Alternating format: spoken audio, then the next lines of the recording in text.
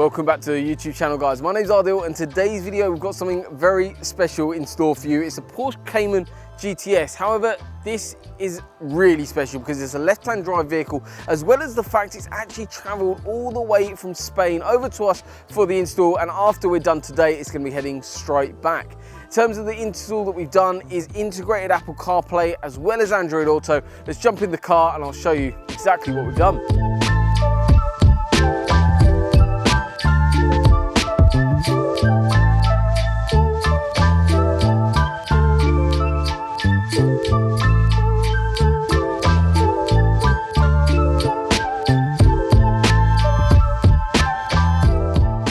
So on this particular model, it has what's called a CDR31 unit. So you'll know that by the way it kind of looks cosmetically.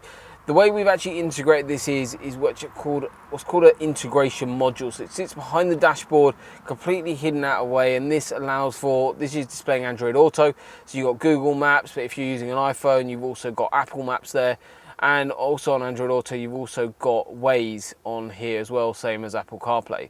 So you can actually customize this on Android Auto, but obviously this does work on Apple iPhone as well. In terms of what you actually retain on the system, which is really quite nice, when you press and hold the back button, it comes to AV1, and you can press and hold again, and it takes you back in. And as soon as you press phone, for instance, it will take you back into the factory system from Porsche. And then all you need to do is go straight back in to the press and hold that back button. It automatically shows up with this really nice Android Auto screen. In terms of the resolution on the PCM 3.1s over the CDR31s, there is quite a big and noticeable difference in terms of quality. That is solely down to the resolution of the actual screen itself, but still adds a lot more functionality, really modernised the interior. We've also added in the glove box a USB port, as well as the fact that can be used for charging, as well as the initial connection for the CarPlay kit, as well as Android Auto.